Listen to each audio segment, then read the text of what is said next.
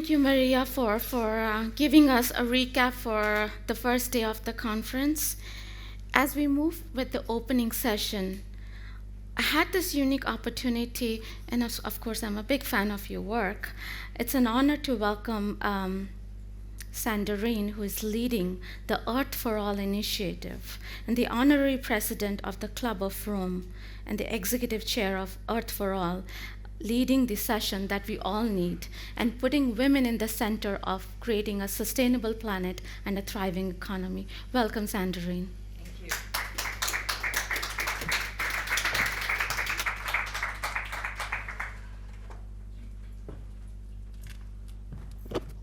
Thank you so much, Stephanie. And what a pleasure it is to be here at a conference where we need to celebrate women, when so much of the world is forgetting the important role that women play. And I must say, last year when I came into the room in the Women's Conference, there was such a buzz around not only women and quotas and the important kind of links between business and the role of women, but just what is the role of women today in our economy, in our society, and in the way in which we steer leadership, which is a very different type of model than what we're seeing in parts of the world, including in the United States today. Now, I'm coming to you after having published a work called Earth4All, A Survival Guide for Humanity. And the big wake-up call in the work that we did around Earth4All was the fact that actually equity is front and center alongside equality in terms of ensuring that we actually create a world that takes well-being at the heart of the way in which we look at thriving rather than just surviving on this planet. The incredible work that the scientists and economists did demonstrated that actually we have 5 key turnarounds to get us to what we call an economic giant leap. A giant leap which will enable us to live within the operating space of the planetary boundaries. And that means basically that we need to look at the empowerment of women, mostly also in the global south, to ensure that women have access to education, to ensure that women are part of the decision-making process, many of whom are leading in their communities, but are not looked as part of the economy, but just as a parallel economy, and to make sure that women continue across the globe and having access to boardrooms and having access to leadership positions. Now, what was the bad news in our analysis, including analysis that we did with Secretary General Guterres, is that basically we will not meet our SDG goals on equality. We will not meet them even by 2050. And now, ladies and gentlemen, I'm sorry to say, we probably are going even further backwards if you look at what's happening in the United States.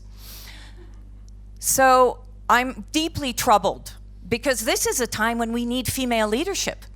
This is the time when we need to have women in a variety of different positions, in particular leading at the top, and yet we see statistically, if you look at the data across the globe, that this has been the year when we have the least amount of women proposing themselves as political leaders because of the bullying, because of the threats that so many women have received. And yet this was the greatest election year ever across the planet.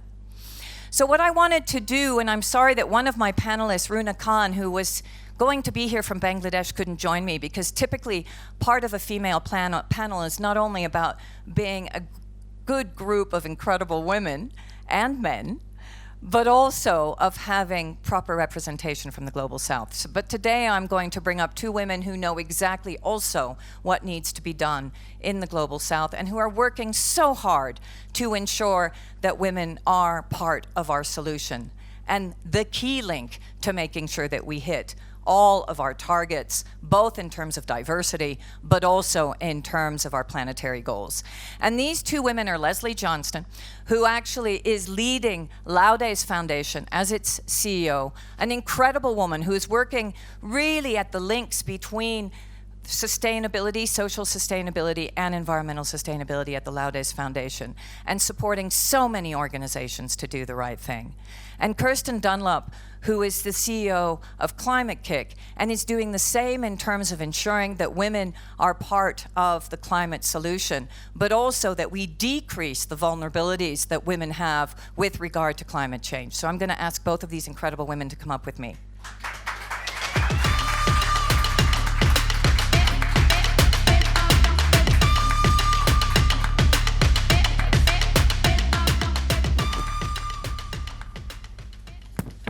So I'm going to start with you, Leslie, if I may. And I think that I want you to bridge the gap between how we talk about women being engaged in our society and how we make that happen from a philanthropic perspective. Because you have been really leading in a variety of different foundations, actually, and maybe you can give a little bit of that background, because it's also very interesting how there's a very deep link to business. Thank you. And maybe just before I start, I just want, in full disclosure, I'm sandwiched between two of our partners because we fund both Earth4All and Climate Kick. Yeah. So it's kind of nice, actually, to be between you two. So yeah, thank you, Sandrine. It's such a pleasure being here. And so I run a foundation, so I'm in that funny sort of asset class called Philanthropy, which actually I think is a very underutilized lever for the change that we want to see in the world. And maybe just a little bit of some words around philanthropy, because you may not be aware. Philanthropy is talked about a lot, especially more and more, but it's really small. I mean, it's less than $1 trillion. It's probably about 800 billion. And of that, in the work that we do, less than 2% is going into climate action. So we don't have a lot of money out there, but it does play a really catalytic role. And for Laudes Foundation, I mean, we're about 5 years old now. And when we launched in 2020, the idea was to work at that intersection of where climate meets inequality. And what that means is mostly vulnerable communities, women, families, garment workers in Bangladesh. How are they impacted by this climate crisis? And how do we make sure that they are included and have agency to actually have a say in the solution? So that was really our starting point. But what we found over the last 5 years is that the work we're doing in trying to move industries, because Laudes is set up to basically work in buildings, fashion, finance, and now food, and that work cannot be done unless we bring in a deep gender equity and inclusion lens. So what we call Jessie internally. So Jessie has actually been core to our work.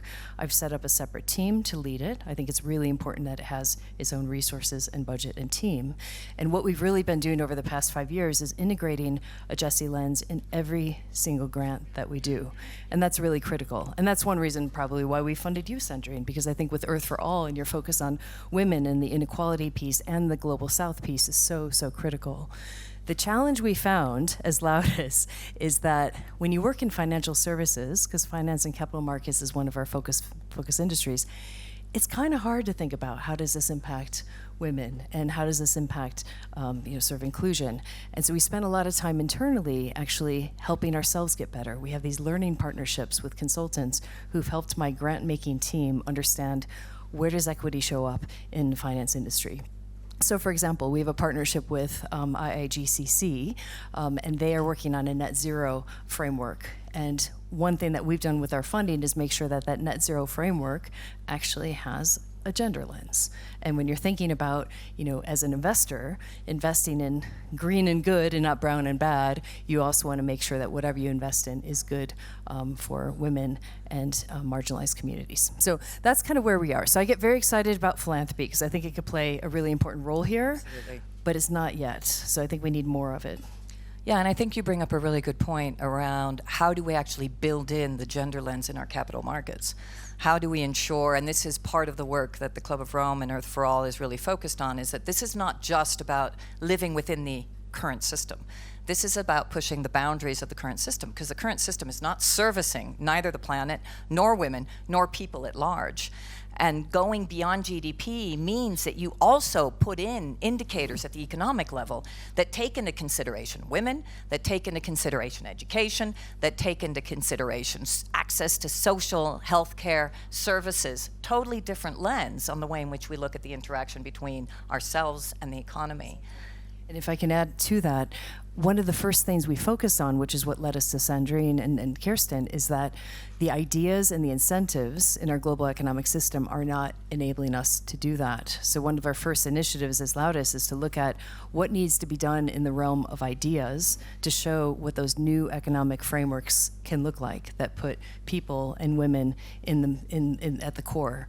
And unsurprisingly, I mean, in a world that still is very much driven by profit, sort of people, nature, and climate don't always factor into decisions. So that was actually a really important piece of work. Led us to Earth4All, and I don't know how much you know about that. You talked a little bit about that, but you probably should talk more because it's very exciting. But really proposing a different way of thinking that is actually a counter to this neoliberal sort of theology that's been behind us for so long. Thanks, Leslie, and I probably should do more publicity. I'm just wondering, I want to bring in these incredible voices first. And there's another little surprise guest that I actually have in the audience that I'm going to bring in a second.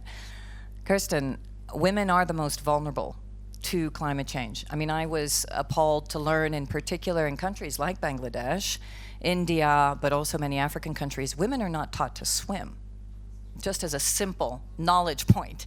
Hence, in many countries, the first deaths are of women who cannot survive when there's a flash flood or any flooding. So this is a big issue. And we have friends who are actually now trying to teach women from across the globe to swim. But this is just a small data point within all the other vulnerabilities that we see women being on the front lines of climate change and impacts. Tell me a little bit, not only about what you see as to how to shift that, but what is Climate Kick doing in order to have a difference in this area?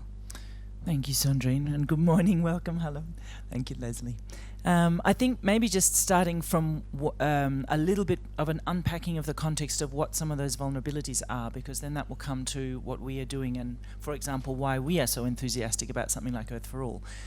It's 80% is the figure of women and girls disproportionately affected by climate change impacts. That's massive. 4 out of 5 of those affected are women and girls, because of structures in which they don't have skills, they don't have access to information, they don't have access to decision rights, they can't mobilize, they're tethered to care, or they are disproportionately affected from a health perspective or from a violence perspective because of the impacts of climate change then on social cohesion, tension, and the reactions that come from collective trauma. So it's absolutely massive. But I wanted to I was thinking about this question around how do these impacts play out? And there were 5 things that came through. One is this question of just how much does crisis disproportionately affect women and girls. One of the dimensions of that, which we saw explicitly in COVID, is that the responsibility or the onus or even just the impulse for care falls on women and girls. So they then become caught in a vicious cycle of trying to stabilize, trying to pull together, or even just trying to hold a level of resilience to keep society or keep relatives together. I think the other biggest challenge is the kind of set of chain reactions. One of the most horrifying pieces of information that I have ever learned in my years of working in this is the work that Jacqueline McLeod has been doing out of London on nutrition and the formation of the human brain. And the work she did was a longitudinal study on what happened in the years of famine in Africa, where babies from pre-birth through to the age of 12 were systematically malnourished. And what she found is that the structure of the human brain that connects the 2 lobes, which is the structure of the human brain, the hippocamp area that is responsible for affiliative responses, doesn't grow. And it particularly doesn't grow in male brains. So then she said, go and look at the decades in which we had all of these so-called African populist uprisings with guys running around in jeeps with submachine guns. That is not democracy. That is men who literally do not have the physical infrastructure for responding to challenge and crisis in an affiliative way, through relationship, trust building. Their response has to be one of reaction and anger. If we track forward what is happening in our future on food and water systems crisis and imagine how that plays out, there's a whole population of women and girls that are at the absolute front line of that happening. And that is just, it still sits with me at a kind of chill. We should be throwing everything we can at nutrition because of its downstream effects. Then the other things that I want to bring in, there's air pollution, heat exposure, low birth rates, preterm mental health, all of the gender-based violence. But if I widen out the picture that comes then to what Climate Kick is doing, take a whole global perspective, 3 or 4 other things. The competitive mindset that we have baked into our economic systems, our financial systems, into our logic of capital markets, is a deeply gendered world and a gendered way of thinking. And one of the effects of that is if you are working facing into the climate context and your instinct is to build trust-based collaboratives, look at what's happening in formal communities where community efforts are female-led, you run into a set of immune system reactions that it's not business savvy, it's not concrete, it's not efficient, it's not focused, it's not all of the types of reactions and patterns of behavior that make the world go around and move capital. So you've got an extra kind of cultural load of how to overcome this. And this shows up very strongly in finance and investment. And you mentioned the capital world. We are an organization that supports entrepreneurs across the world, supports and builds innovation ecosystems and clusters across the world, works with people in cities, in city governments, regional governments, corporate contexts, value chains, trying to work on systems change, and innovation as a lever for that. And if you go to the grassroots of our history as a 15-year-old organization nurturing startups, there is a massive difference in the capacity of women to secure capital as women, as kind of business owners and as investors. And it's really disproportionately different. In fact, the last estimate was there's a 1.7 billion gap between the money that women-led businesses are asking for and what they actually get, and a 60% bias in favor of male entrepreneurs pitching, male investors asking for funds. Interestingly, as an organization working between Europe and we work in 60 countries, the African continent is the continent where there is the highest proportion of female-led businesses and female-led investment secured. It's 1/4. Europe is 11%. So there's a really interesting disproportion. So that immune system. And the last thing I would raise is probably exactly, I want to build on this notion of an immune system. If you notice the climate movement and the extent to which women take up a disproportionately large or a proportionately large number, there is an interesting immune system discussion happening. One of our common friends, Solitaire Townsend, talking about the fact that the climate movement is recruiting women, because women are instinctively or hardwired, biologically wired for reaching out, for relationship building, trust building, bridge building, creating the kind of pack animal, which we are, mechanisms for survival. And that is triggering now a significant immune system response, both in the finance world and the political world. These kind of woke women arguing for something that's not good for business and not good for the reality of politics now. Right, even though we know that these so-called woke women are the ones that are going to truly bring the change that we actually need in this world that actually is going totally off in so many directions. I mean, it's like on steroids.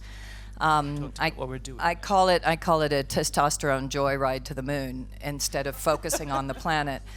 I think that the key here, and thank you so much for bringing in the brain element and the neuro response issues, because I think we're all trying to better understand the irrationality of this week, right? And to anchor that into some kind of knowledge.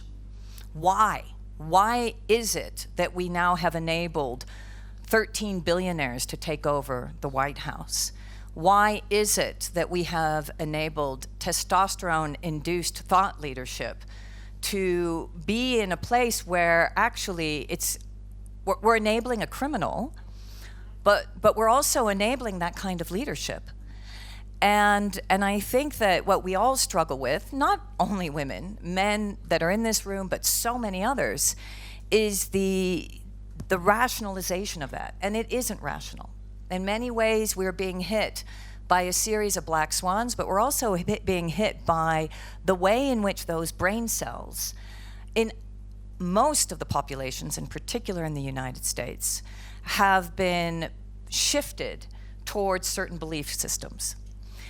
And that's why I think it's really important to bring in my surprise guest, because Maka, who's sitting right over there, is actually an influencer.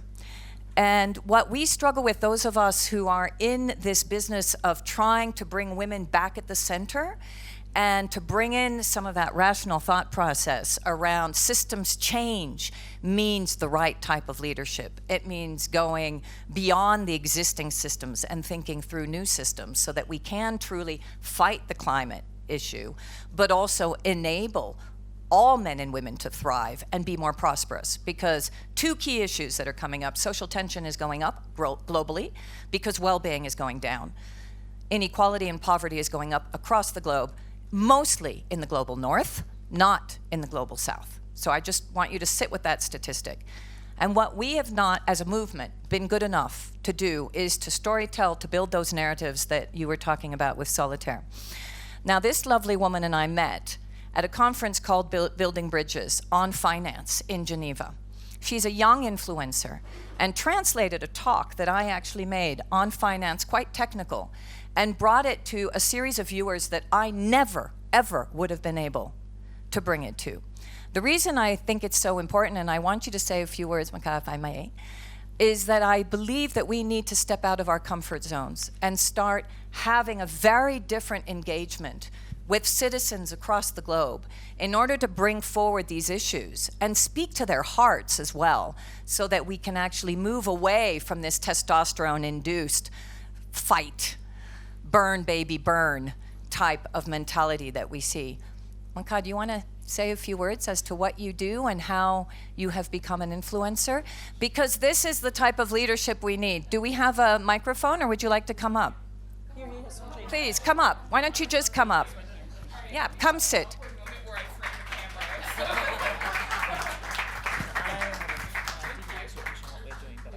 Okay. Thank you so much. Hello. Testing, testing, 1, 2, 3. Hello, thank you for having me on here. It's nice to meet you. Nice to meet the room. Hi, everyone. I'm Maka Davis. I'm a storyteller, thought leader, unintentional influencer, and it happened because I was just talking to people. That's it. Speaking to what resonates with people. And when I saw Sandrine speaking at Building Bridges, I knew that she was speaking to the heart of what people outside of rooms of power think all the time. And sometimes things that are obvious to us are not obvious to people in power because there are blind spots that have been unintentionally created and enforced when you grow up in a very specific privilege level and all of your peers are either exactly like you, so they can't counter your perspective, or everyone else you run into is either on your payroll or they want to be, right? So that's something that enforces blind spots that aren't always intentional. And I'm really interested in demystifying certain spaces and encouraging people to challenge power structures in whatever way that they can. You don't have to be in Davos, at WEF, on a stage. You can be like I was, in your pajamas at home, speaking to a camera, and impacts the way that people look at the world. So that's what I do and who I am. Thank you for sharing that.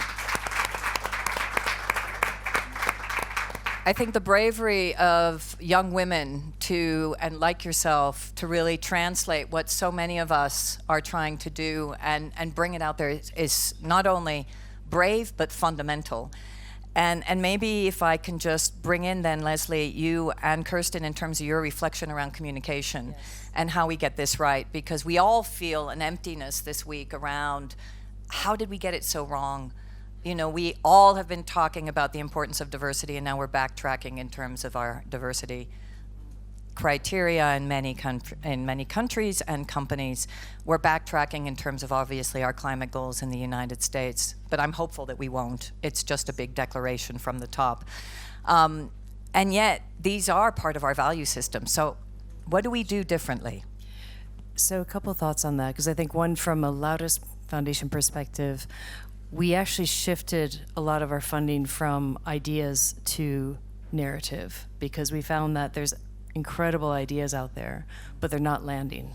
And they're not landing because we're not speaking the language of those that we want them to land with. They're not landing because people don't feel heard. That's why we have the result that we see in my home country, and that needs to change. And so from a foundation perspective, I think there's a role we can play. We've partnered with Solitaire and others to really create this sort of surround sound of the types of ideas that talk to people, that they understand, but also get them inspired about what could be.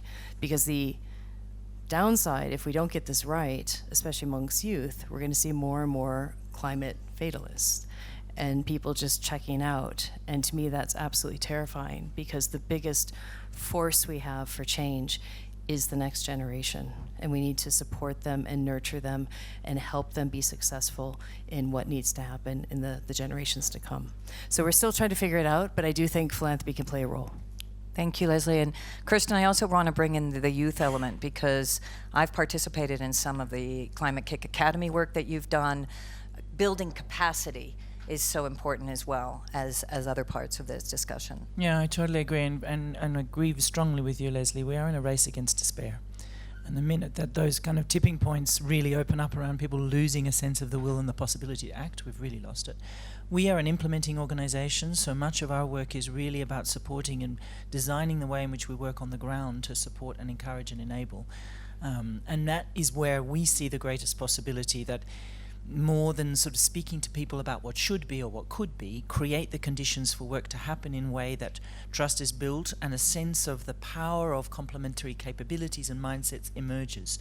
So we do, for example, quite a lot of work we've done a lot of work with, say, smallholding farmers in Africa, working in solutions that are about systemic change. So, for example, a line of credit to enable farmers to bring down satellite information on planting climate resilient seeds, but a line of insurance to take the risk of that away from farmers, because why should they bear that, and pull it back over big system players that can afford to take that risk. And then really introducing more and more a gender weighting lens around the female stewards of land, who are able to run a system, but doing so in a way that's less judgmental than more opportunity creating and enabling. So fed through education, fed through incentives, and working through the system of how to remove a lot of the tensions around what ends up being brokers in the system that are then often male, and rebuilding that trust. And similar examples are working in the youth system, where we are actively working, for example, with the Swedish Innovation Development Agency, to work on micro-granting from the very, very beginning, so that youth activists, community-led, female and male-led communities can get grants already to start understanding what to do together before they then get grants for doing the work. So you're enabling a kind of a discovery process, and that cuts across a lot of the biases and perceived biases of who is more capable of doing what, who's more responsible, who's more financially literate, and so on. So I'm going to bring you in just a second. Just a final thought on that is the Grameen and all the work that obviously Eunice did on microfinance, and the fact that giving to women always gave higher profits, but also those profits were shared within the community. And I think that's absolutely right. Earth4All as well, as a publication, some of the thinking that we had going into Earth4All was, we cannot make this just a book. It has to be about building a movement. So the way in which we wrote Earth4All, the Survival Guide for Humanity, and I do hope that you will read it, is truly a book around how can we actually do this? What does it mean to think differently about the current systems that we have? And what are very practical ways of moving forward? Not just putting the onus on individuals, but putting the onus on governments, putting the onus on business, as well as citizens. And so I think it's really important to realize that even researchers like ourselves, academics, have realized that we need to repackage that storyline. And so what I wanted to know a bit more from you as well, Maka, now I've got it right, is who follows you? Because after you did that video, and you told me it would go viral, and I didn't believe you, it did. On Instagram, I got all kinds of new followers. So I'm curious to know, is it mostly women? Is it also young women? Is it men? Who is your following? To my surprise, I seem to have a very even slice of following. So it is mostly women from around the world. What surprised me was the almost even split across ages. I have 18 through 60 plus. The numbers are even.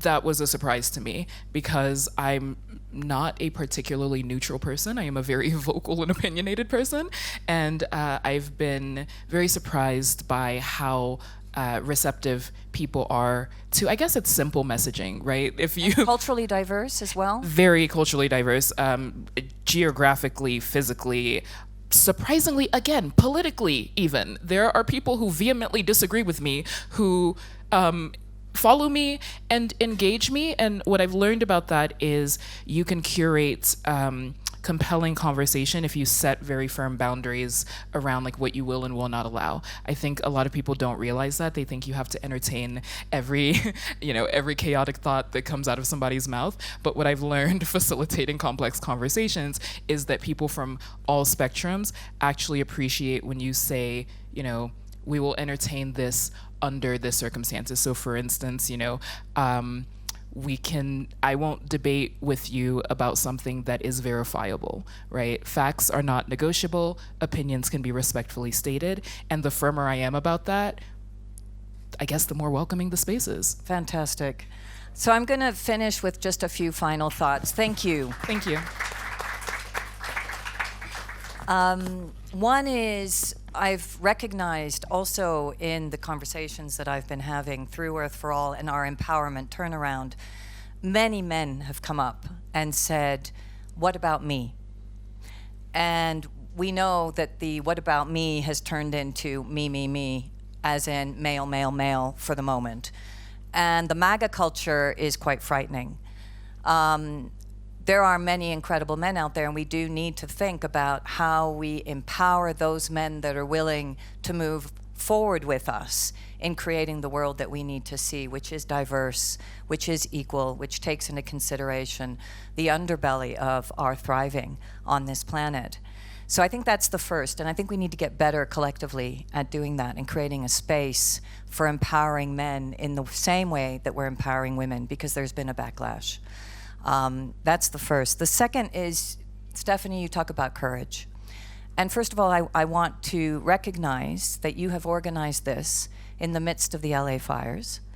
And our WhatsApps have been also about pain and the way in which you've moved your mother and had to think through the trauma of this unbelievably important disaster, which should have woken a lot of people up and unfortunately, again, is being pushed under the carpet. So I want to close with a quote which I think is so fundamental, because we talk about hope all the time. But what Crossfelt says is people speak of hope as if it's this delicate thing made of whispers and spider webs, and it's not. Hope has dirt on her face, blood on her knuckles, the grit of cobblestones in her hair, and just spat out another tooth as she rises for another go.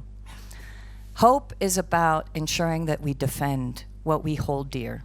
So I want to finish with that. Thank you, beautiful ladies, for joining me on this stage. Thank you for having me.